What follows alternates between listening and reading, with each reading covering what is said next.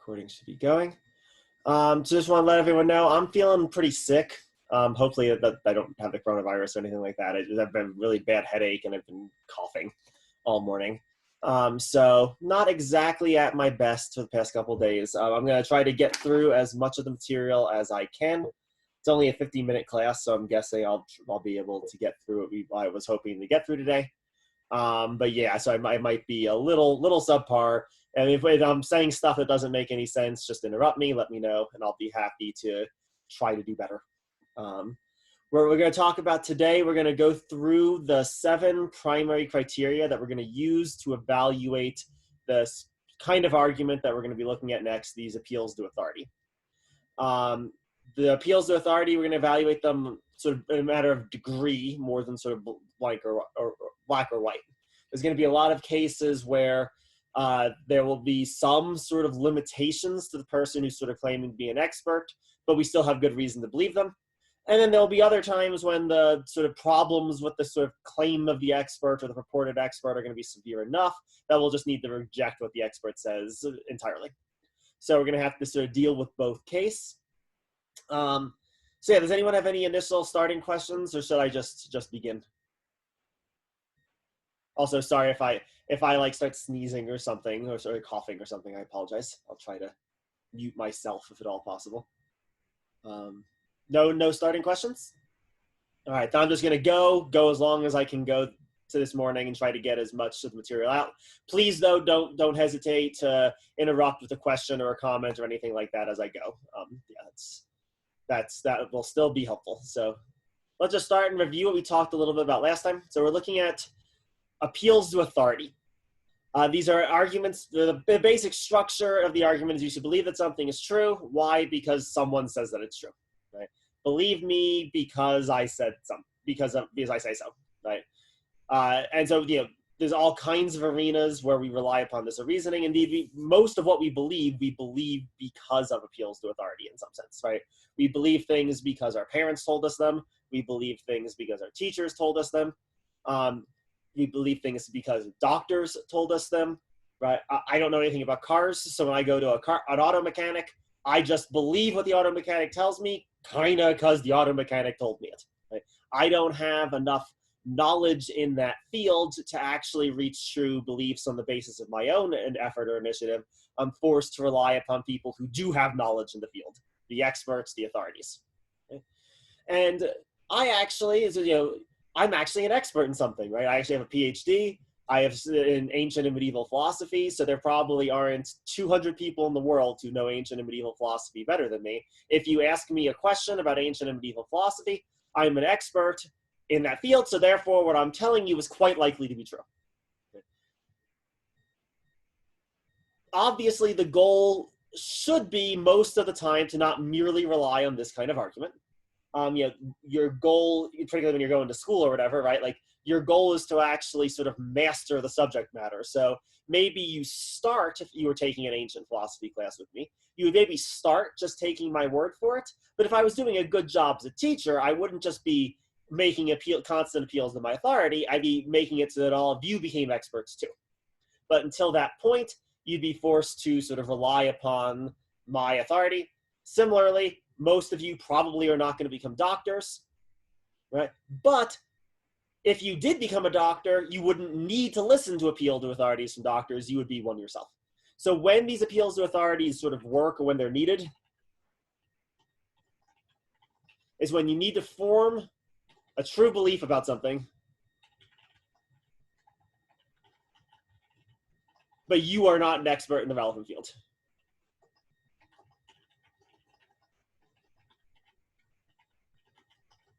And so you need to rely upon the expert.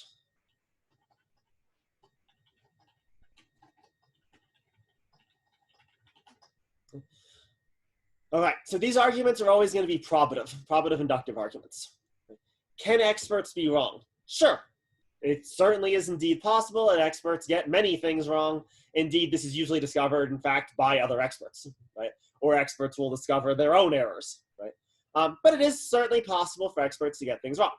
However, what it means to be an expert is that the expert usually doesn't get things wrong. That's sort of almost what it means to be an expert.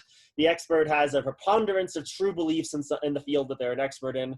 And so they're far more likely to get things right than the average person. Right? So if a real expert testifies that something is true, you've got real reason to believe that that thing is true. And that's a sense in which it's probative, it's inductive. Certainly, new evidence could cause us to call into question what the expert has reported. Right, but other things equal, an expert saying that something is true gives us a reason to believe that it is true. Evaluating arguments of this sort really will depend on determining if the person really is an expert or not. Lots of people tell you to believe lots of things, and unfortunately, most of the time, the people making these claims aren't actually experts. Right, they're sort of what we're going to call illegitimate authorities, right, or inappropriate authorities. The example I gave you last time, right? My dad, when me and my sisters were young, my dad told me that dragonflies would sew my lips shut. Right? He was simply not an authority. I mean, he was deliberately trying to play a joke with his children, right?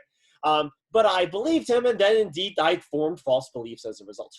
Right? If someone is not an actual expert, relying upon them as if they were an expert is likely to lead me astray, is likely to actually lead me to believe false things, not true things. And that's the goal of a good inductive argument. All right, so all that's just a little bit of review from last class. Any questions, thoughts, comments, just about anything we talked about last time? All right, then let's begin trying to figure out how we can figure out an expert. And before we even go further with this, it's going to be worth noting it's really hard to figure out who actually is an expert. It's not hard for other experts to figure it out. Right? I can tell pretty quickly if someone knows what they're talking about in ancient philosophy. Even if they actually disagree with me, right? One of the cool things about being an expert is you almost know the range of possible answers, right? So even people who maybe, let's say, they're reading Plato, they interpret Plato differently than I do. I can still say, oh, okay, I wouldn't give that interpretation of Plato, but that's a sensible interpretation. That makes sense to me. Right? So you obviously know what you're talking about. You've obviously read Plato really carefully. Obviously, you're an expert on Plato, even though what you're saying isn't the same thing that I would say. But that's because I'm an expert. It's because I actually know Plato really well. People who aren't experts, trying to evaluate if someone is an expert, this is going to be challenging. Right? And again, that's always going to be the case. If you're actually an expert, you won't need to rely upon an appeal to an authority. If you're actually relying upon an appeal to an authority, you yourself are not an expert in the topic. So figuring out who is an expert is going to be challenging. The 7 criteria we're going to go over, they will help.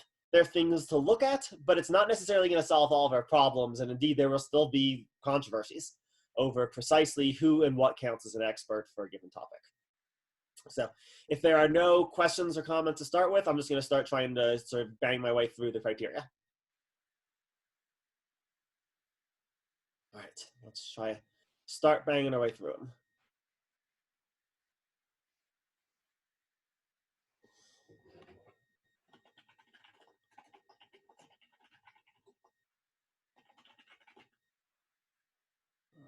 Unlike with the causal arguments, there's not really exactly an order here. This isn't a checklist that you sort of go down step by step.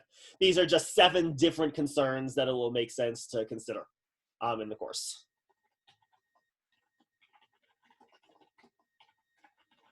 Right. So let's start with the first one.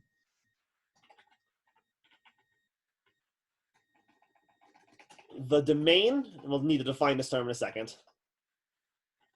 The domain that the supposed expert is talking about needs to be one that admits of expertise.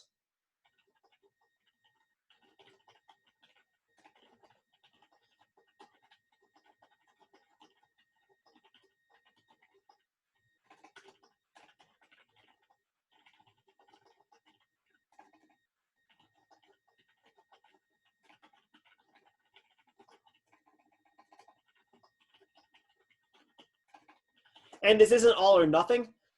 There will indeed be domains that admit to expertise to some extent, but not as much as other domains. To the greater extent that a domain admits of expertise, the greater of the extent the appeal to authority is sort of trustworthy and reliable. So let's just begin by defining what I mean by a domain. Right? I basically mean a general subject matter that someone could be expert in. So for example, I'm talking about something like mathematics, or science, or ethics, or aesthetics. So whenever I make an appeal to authority claim, let's say it's a doctor in this case. Take this penicillin, it will be good for you.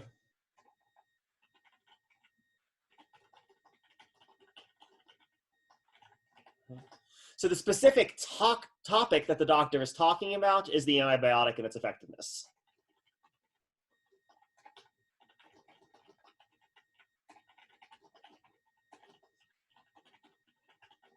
The specific domain is just the domain of medicine in general.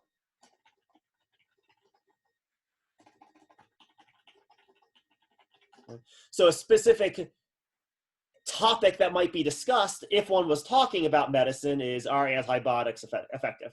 Or will this antibiotic be effective in this particular case? Right. So the domain is sort of the big picture, the broad category that the expert is sort of supposed to be an expert in. Any questions with that? The idea of a domain, is that clear enough? Basically, I just mean the field of study, right? So when I say I'm an expert in ancient philosophy, the domain that I'm talking about is ancient philosophy, right? And then a specific topic would be, I'm an expert in what Plato says on page 17, right? That would be the specific topic that I'm talking about, but the domain is ancient philosophy in general. We've got a question here. So we got a question that's, what do you do with people who sort of claim to, how do you sort of deal with people who claim to be experts but actually aren't?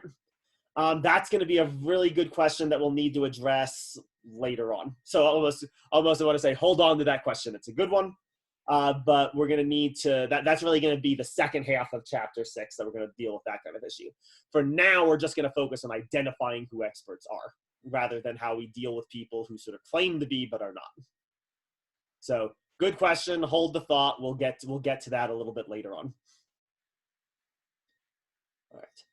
So let's talk about some examples of different domains. Right. There are some fields that we sort of think people can really be expert about, and there are some topics that we're more suspicious of. So let's do an example of a field or a domain that really obviously admits of expertise.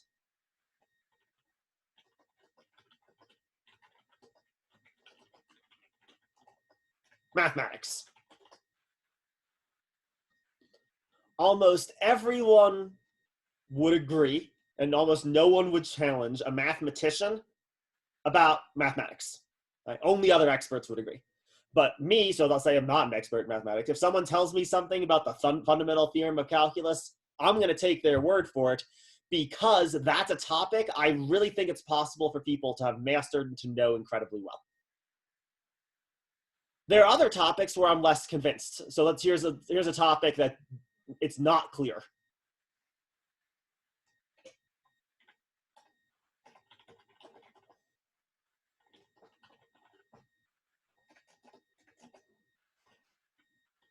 Art. We've talked about this example earlier, but let's talk about it again. Let's say someone comes and says, hey, guess what? The Beatles' White Album, that is the best album ever made, right? I'm a music expert, take my word on that subject. I think we'd be more suspicious there. I don't think we don't seem to think people can have the same kind of expertise in what makes a song good or bad, or an album good or bad, that we do that in a mathematician can say what 1 + 1 equals, right? Or more generally, a mathematician can say about mathematical matters. Aesthetic questions about, oh, is that a good or bad work of art? We seem to think that there's a lot less expertise possible, at least in terms of sort of like absolutely being authoritative. I say this is a good work of art, so it's a good work of art, and everyone else is wrong. I loved the latest Avengers movie, so that Avengers movie is good. Or I hated the Star Wars movie, so Star Wars is bad. Right? Now, we do think, though, that this is a field that people can have some degree of expertise in, right? Someone who's a really good music critic, who knows music amazingly, at the very least, I am going to want to listen to what they have to say about the Beatles' White Album, if they think it's such an amazing album.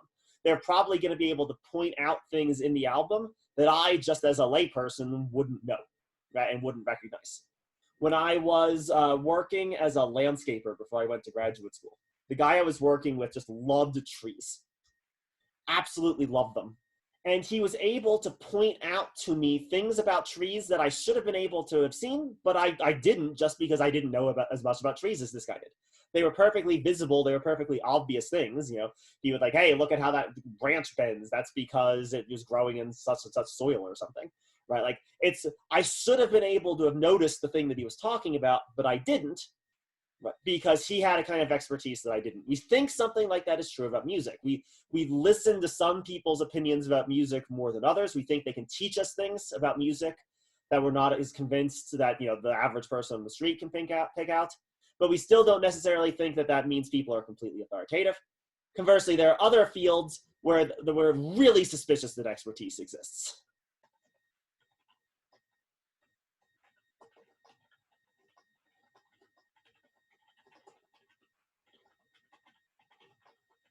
The book gives us an example for this ethical questions.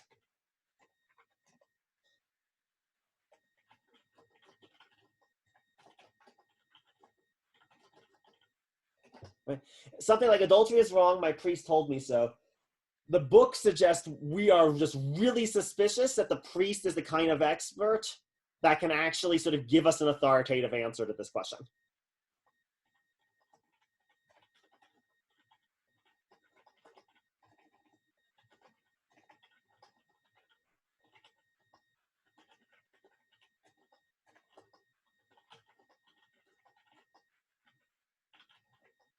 Now, this is itself questionable, right? Not everyone would agree with this claim that the book is making, right? Some people would want to disagree and say that ethics is more like the art case, where maybe the priest has put in a lot of thought into it, at least, so his opinion will be worthwhile on the question of whether or not adultery is wrong. And indeed, there are some people who will want to say that, no, actually, there are indeed moral experts or moral authorities, right? For example, within Shia Islam, one of the key tenets of Shia Islam is that there are indeed authoritative preachers about ethical questions, right? And these authoritative ethical preachers, right, the imams, these are the ones who are actually trustworthy, and what they say is indeed authoritative. So we don't have to settle, per se, this question of what specific ones do. I mean, it's pretty obvious that things like math and science, most people at least would say math and science are fields that really obviously admit of expertise. Many people, particularly in the United States anyway, would be suspicious about whether or not ethics does. We don't really need to settle that question once and for all. What we need to do is be sensitive to this question of how much expertise is actually possible within the domain.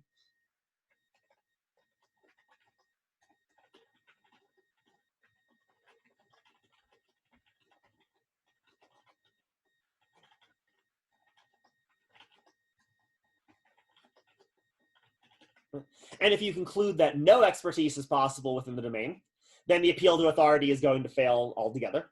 But if you conclude that some degree of expertise is possible within the domain, then almost, keep going, right? Then it is indeed at least possible that the person talking could be an expert on the topic. So any questions on this talk of domain? Is this all clear enough, or could I give some better examples? I know I'm a little not at my best today, I know. So if I could do anything to make it a little bit clearer, let me know. Any questions or thoughts or anything? All right, then let's keep going on.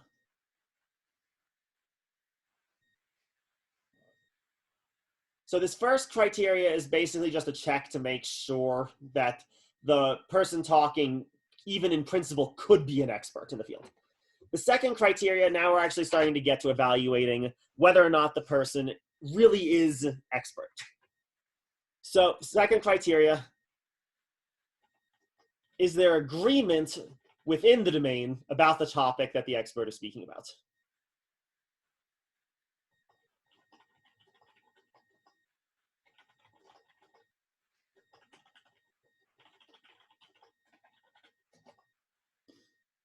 So let's do a really easy domain. Let's do the domain of quantum mechanics. Right. Not that quantum mechanics is easy, to be clear. Just this is a domain where we all seem to think pretty strongly expertise is actually possible. Right. There are some questions in quantum mechanics that have been settled.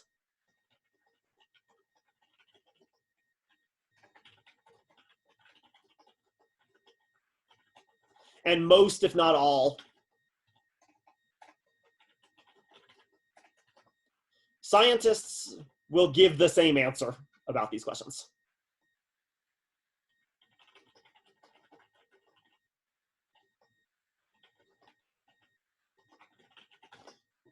For example, what are the elementary quanta? Right? That's just a question that, yeah, quantum mechanics, people think they've answered that question. The experts would all agree. But there are some questions that the experts don't agree about where there's indeed disagreement.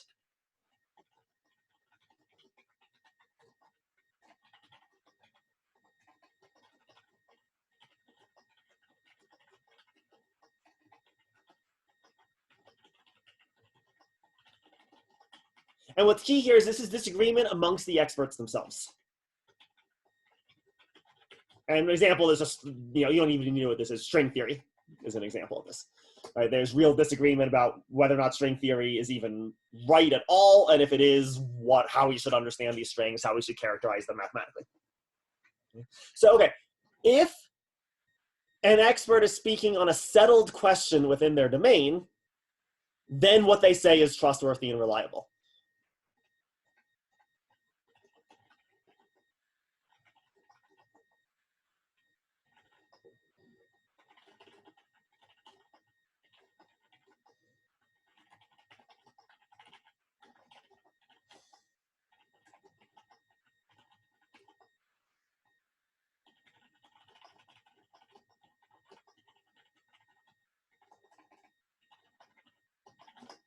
Conversely, if there isn't consensus on some topic, then the expert's testimony has been weakened to just exactly the same extent that there is disagreement. Right?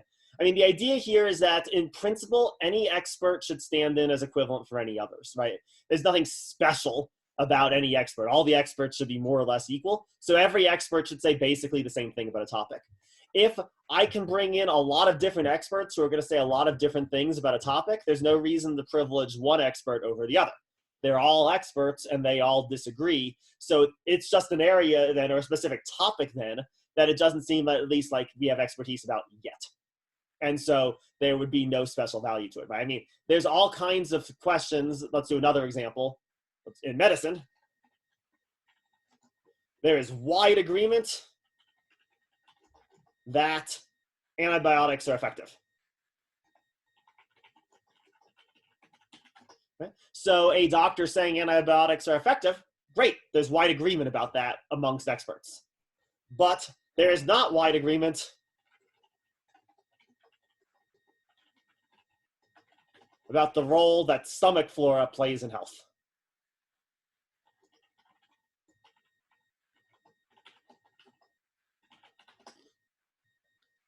And so then a doctor speaking about this topic, it's just worthless because there just isn't agreement.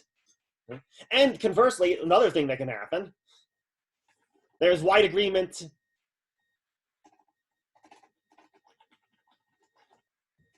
that lead is really dangerous. And so a doctor who says the opposite can be discounted.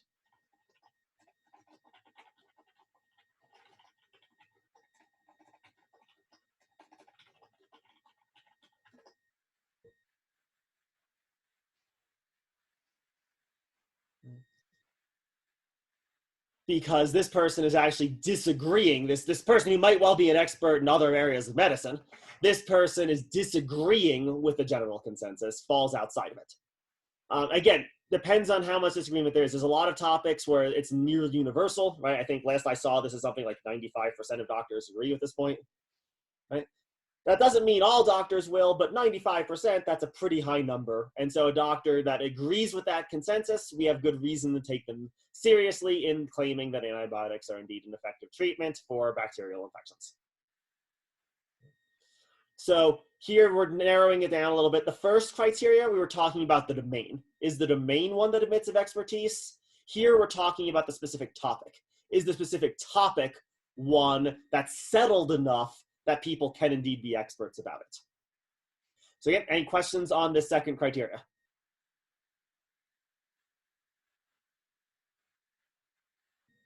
All right, let's keep going.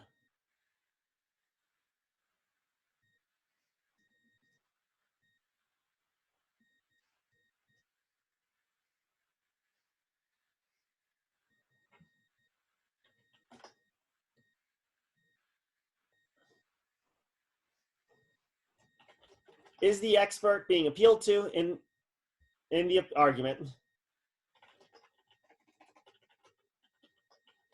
the most authoritative on a topic? Right. So question, let's say you've got a, let's do this. Let's say you have a tumor that you need to get removed. Whose opinion on that subject are you going to listen to more? Are you going to listen to the opinion of your general family doctor, or are you going to listen to the opinion about a surgeon who specializes in removing that specific kind of tumor?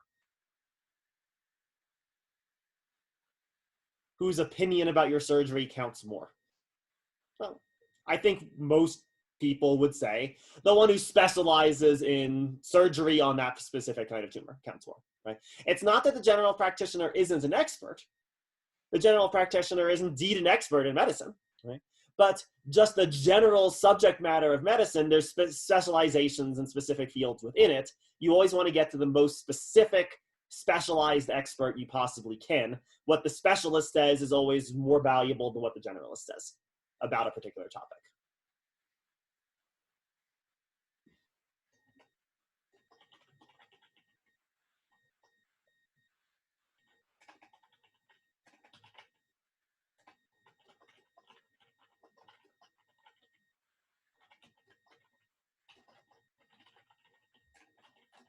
And so you want to find the person who most closely is specialized in the specific field or topic being discussed.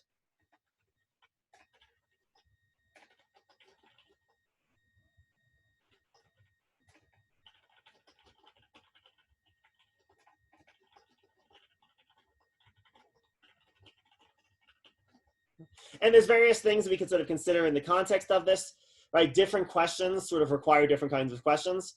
There are some questions that are really theoretical. And then there's some questions that are really practical, right? So which one do you choose depends on the specific topic.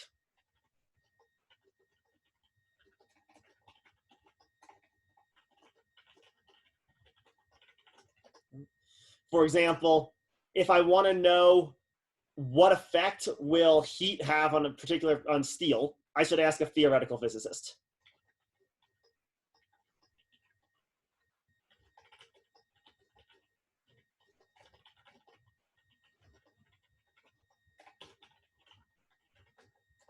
But if I want to know what kind of steel should I use in this bridge that I'm trying to build, then I should ask the engineer.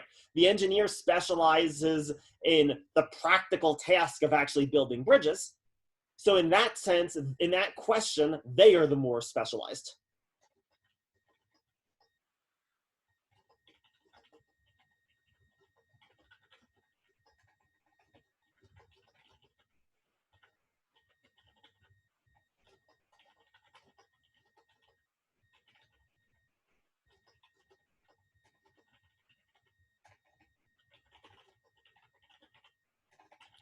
Because the engineer specializes in the practical question, whereas the theoretical physicist specializes in the theoretical question. Right? It depends on what kind of question I'm asking, what kind of information I'm looking for. That determines who's the more specialized, given the sort of specific task or topic that I'm looking at.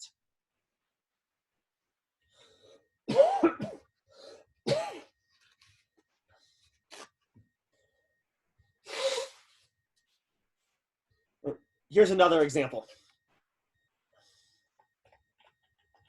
Is a star athlete an expert in something?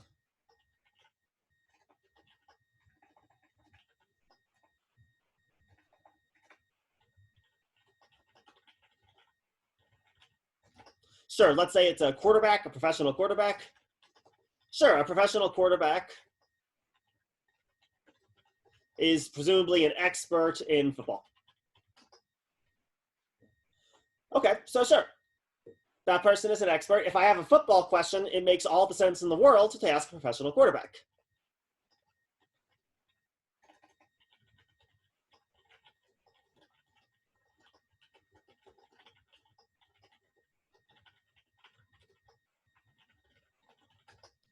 But what if I have a question about cars?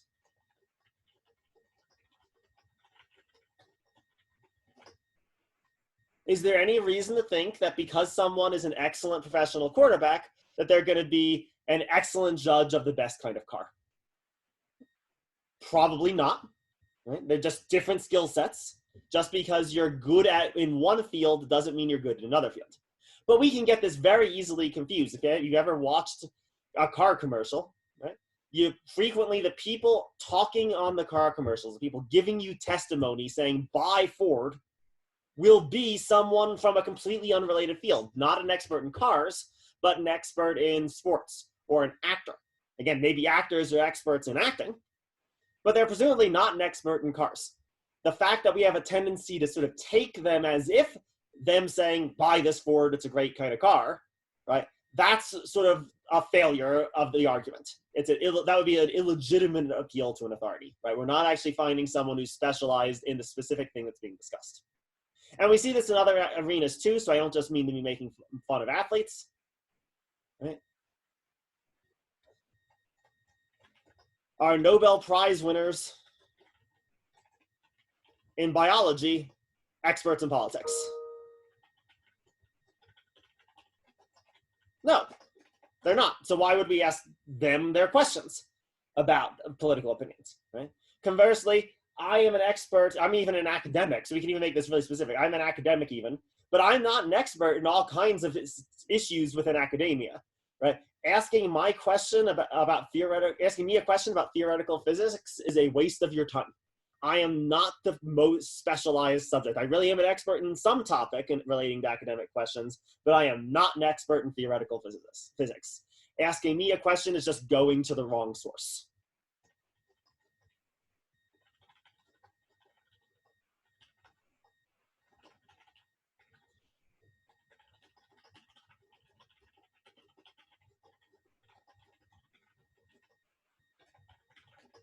So make sure whoever you're talking about, it's not enough to be a sort of an expert in general. They actually have to be an expert in the most relevant field possible to answer the question.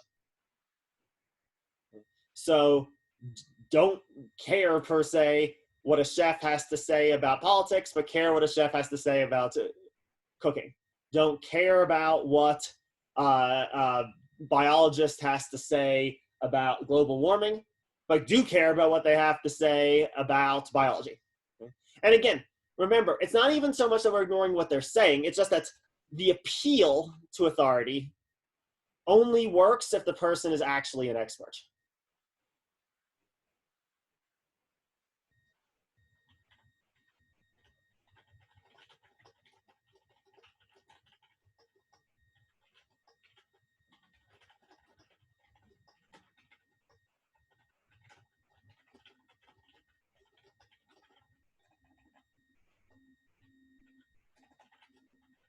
If they're not a real expert, they can't just say, trust me, I know. They would have to give some real argument to justify their political claims. So a biologist indeed could say very useful and valuable things about politics, but they won't be able to just make an appeal to authority. They'll actually have to make some real argument above and beyond just being an expert, because they're not an expert in that field. Again, I'm going fast today because, yeah, I'm not feeling great. So I'm just trying to get done with this, but I want to make sure I'm answering questions. So any questions about this third criteria? All right, let's keep on going then. Let's go to the fourth one.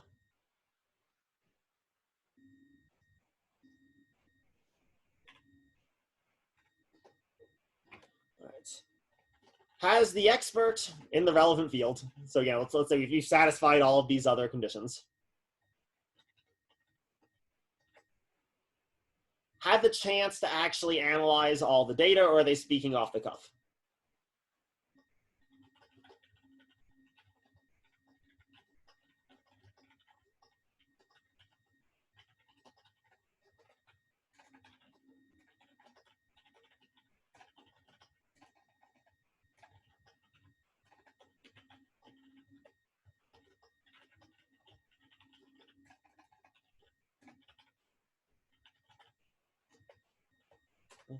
If you asked me a question about Plato and said, Paul, tell me about what Plato says on page 17,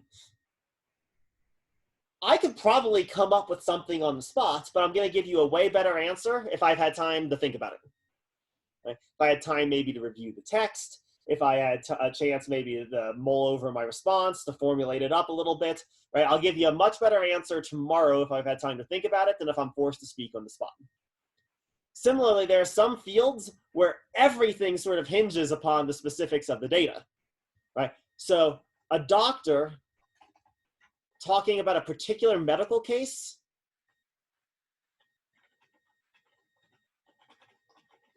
who hasn't actually analyzed the specific medical information of the individual person, their stance is worth very little.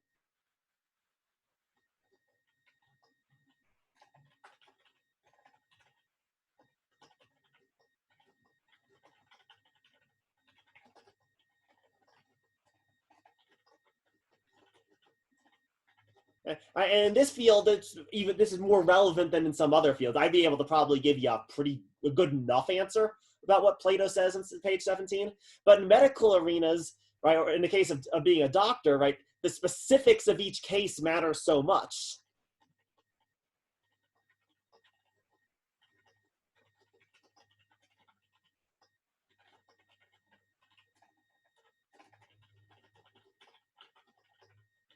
That a sort of generalized or off the cusp answer just isn't likely to help us very much. So the answer of the expert or the expert testimony is always worth more that an expert has had a chance to actually study and analyze the question.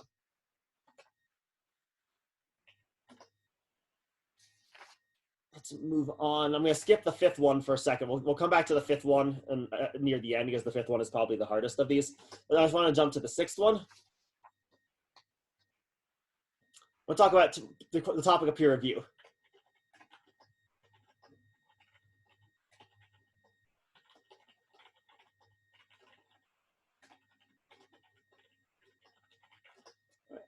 So peer review is in particular a thing that only emerges in the context of academia. So it's probably not something most of you are familiar with. So let's actually spend a little bit of time talking about peer review. So I am actually a published author in ancient philosophy. What does that actually mean? It means I wrote an article, I submitted it to a journal, and what had to happen was that wasn't enough. 2 different other specialists in ancient philosophy read my article and ripped it to pieces. Just absolutely destroyed it. It was one of the more demoralizing experiences of my life. Getting their comments back. But, so they ripped it up. I had a chance then to go try to revise my article based on their critiques, right? Their criticism. I resubmitted it. They sort of ripped it up again. But it was a little bit better that time. I revised it again, sent it back, and they finally said, okay, fine, this is good enough. If you change a few things, right, we'll accept this article. The way peer review works is that other experts evaluate the claims that the expert is making.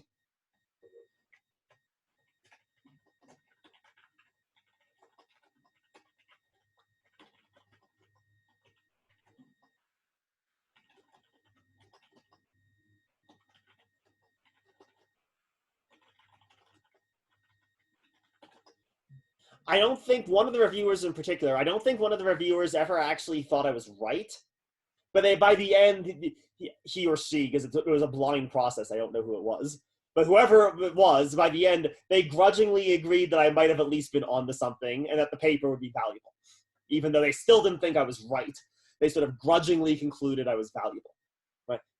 And a claim that's been subject to peer review is far more likely to be valuable than one that hasn't.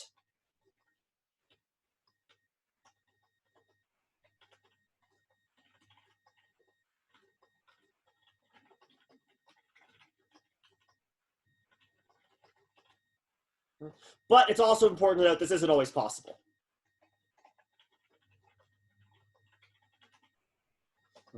Peer review really is something that only exists in a strong sense in academic context. It doesn't really exist as much in other contexts. But if it is possible for a claim to be peer reviewed, and it wasn't, that should always make you pause a little bit. That should always make you wonder. Lots of people write lots of papers, but actually it's a very small percentage of academic papers that actually get accepted for peer review. So the ones that actually get accepted, those are sort of the cream of the crop. Again, this process isn't foolproof.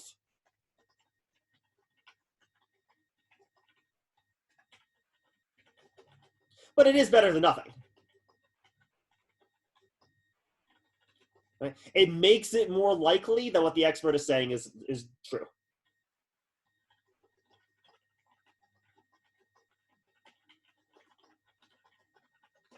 And so if it's a scenario where the appeal to authority is coming from someone whose claim has in fact been peer reviewed, it's just a better argument. The argument is more likely to have yielded up a true conclusion. So any questions on either of those two criteria? Let's get to the hard one then. The hard one is the sixth one, or the fifth one, sorry.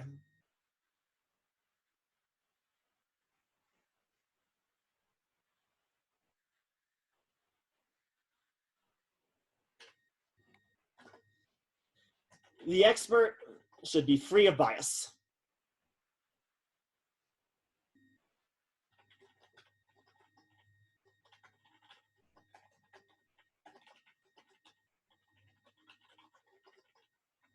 Or conflicts of interest.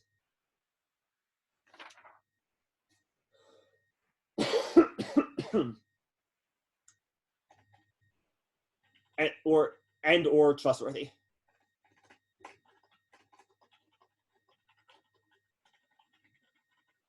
And this is not at all, this is an incredibly difficult thing to gauge. So let's try to talk in some detail about this topic. What are appeals to authority? Basically, they're saying X is true because I say so. That's basically what an appeal to authority boils down to. If I am the one making this claim, I am asking you to put an enormous amount of trust in me.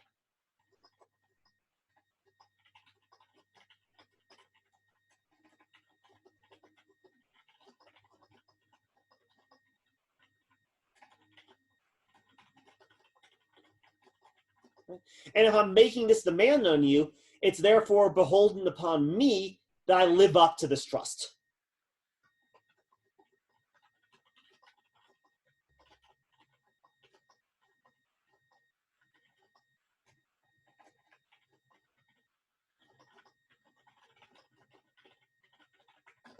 To actually be trustworthy. If I have some motive, some selfish reason why I want you to believe that something is true, so let's just do an obvious example of this. If I am a scientist employed by an oil company and me having my job is dependent upon the results of my study proving that oil drilling is not harmful to the environment, well, guess what? There are reasons to doubt my trustworthiness. I have a motive, a selfish motive, that will make it more likely that I will say, yeah, oil drilling is environmentally fine. That has nothing to do with the facts of the matter, or has nothing to do with expertise. That's why bias is dangerous.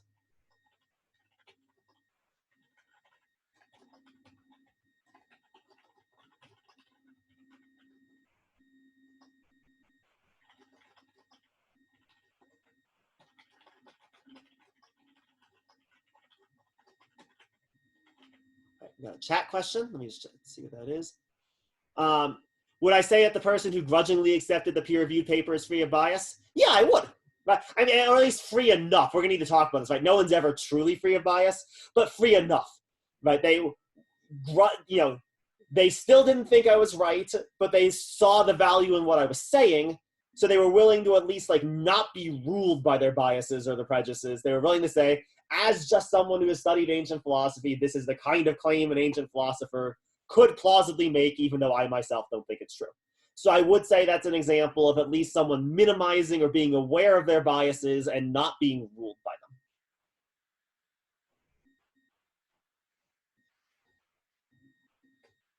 You should only trust an expert if what they're saying comes from their expertise.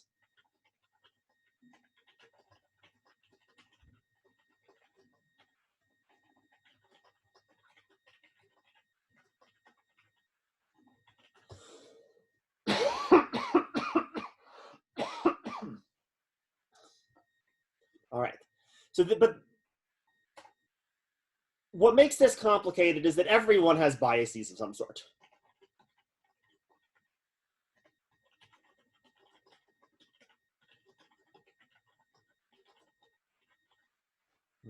Objectivity is a goal, it's not an actual state.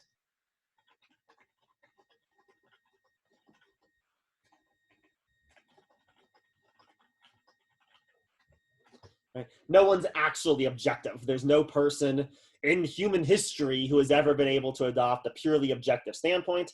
Everyone has some partialities. Everyone comes to a topic with their own particular background, their own particular experience. And indeed, this is a good thing. It's valuable that everyone brings their own experience to bear on a topic. What's needed to avoid bias isn't being truly objective. It's almost just being aware of your biases.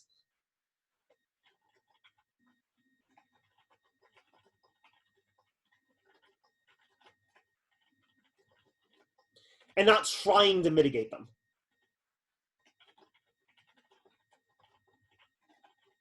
As best as you can. Okay. So if I'm, actually we got a chat question. Hold on, let's see what the chat question's saying. Isn't it easy to discredit what someone says in the name of bias because you don't like it? Absolutely, right? And indeed, that is sort of the opposite danger here. One danger is that bias could invalidate expertise, but the other danger is we invalidate all expertise because everyone comes from their own perspectives. So I think that danger you're pointing toward is exactly right. We need to sort of find a middle ground. Right? So let's say, for example, let's do politics for a second. I always try to avoid politics, but let's just do a political example at least, right? So, okay, when I watch Fox News or I watch CNN, or I watch, even better, let's do MSNBC, right? Okay, when I watch Fox News, do I have a reasonable sense about what political stance someone's going to take? Yeah. Usually before someone even talks, I can kind of guess roughly the ballpark of what their stance is going to be. Similarly, when I'm watching MSNBC, same thing is true. And this is unavoidable, right? I mean, to say you can't be either conservative or liberal before you can talk about news matters, that's just impossible, right? I mean, everyone's always going to have some political stance. But the good commentators, the ones that are actually worth listening to, are the ones where, at the very least, you don't know exactly what they're going to say. that will surprise you a little bit, right? The ones who know, okay, I come at this from a liberal stance, so I'm going to try to suspend that, put that on hold as best as I can, try to mitigate that as much as possible, and while still not eliminating it, try to look at the situation with fresh eyes, try to consider if the conservative position has anything valuable to it, or the opposite, right? The conservative commentator that's worth listening to is, again, the one that does the same thing. That doesn't just sort of blindly repeat their biases or their prejudices, but who tries to sort of, as best as possible at least, examine the other side and come to the best conclusion that they can. So think of this idea of sort of objectivity or being free from bias. Think of it more as sort of like a goal or an activity rather than a state, right? The expert is someone who should try to eliminate their biases.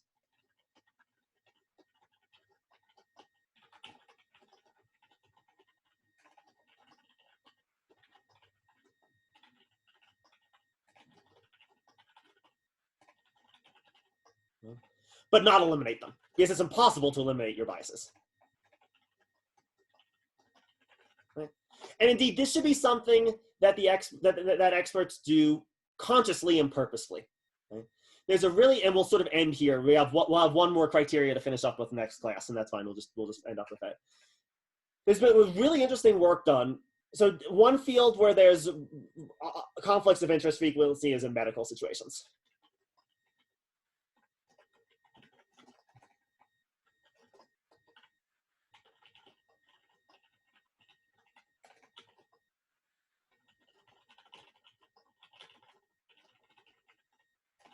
So a doctor, for example, will have some financial incentive to order more testing. They're more likely to make some more money if they do additional tests, for example, right?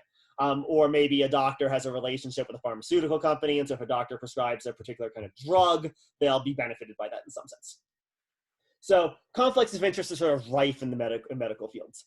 But what many doctors will do, and it's been shown that patients are actually way more likely to trust their doctors if they do this, many doctors actually reveal these conflicts of interests.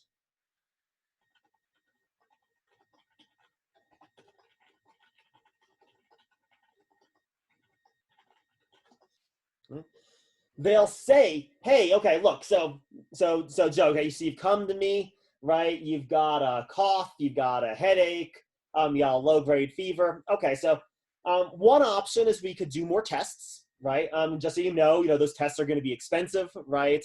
But I do think I'm really worried because this coronavirus thing is going around. I'm worried that even though, yeah, I've got a financial incentive for you to do this test, I still think they're a good idea because we're worried you might have the coronavirus. And when doctors actually do this, when doctors reveal their conflicts of interest, patients are actually more likely to trust them.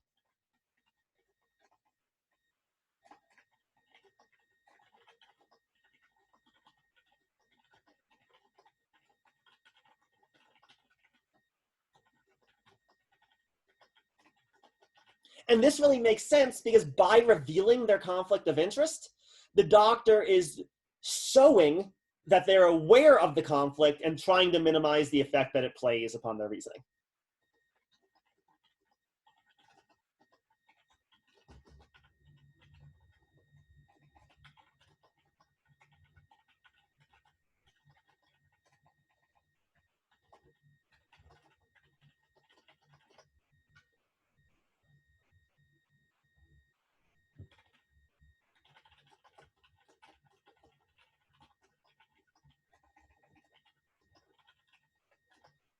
So again, for this fifth criteria, the goal isn't so much to have no conflicts at all. The goal is to reveal and be aware of these conflicts so that the conflicts of interest or the biases aren't the things that's determining what you're saying. It's actually the expertise that's determining what you're saying as best as possible. All right, so we're at the time limit. Unfortunately, we can spend a little bit more time talking about any of this conflict of interest stuff if people would like, because there's a little bit more to say. I want to talk about how this relates to circumstantial ad hominem. But we're at the end of time for today. So for Friday, we'll begin with finishing up the last criteria and maybe talking a little bit more about these conflicts of interest. And then we'll probably just go straight into group work for the rest of the day on Friday. So we'll at least start doing some group activities on Friday. Yeah, and there probably will still not be any homework or a quiz for tomorrow's class. So we're going to spend a good long while trying to get really good with these appeal to authorities before I actually start having you turn in anything for them. So there won't be any homework or quiz for Friday, but we will start doing some group work. We'll probably do a little bit more group work on Monday as well. Thank you all very much. Sorry, I'm hopefully we'll be feeling a little bit better on Friday. I know I probably wasn't at my best today, so bring in any questions for class on Friday. We'll also try to go over anything we've been talking about, review it a little bit. Otherwise, yeah, have a good one, and I will see you later.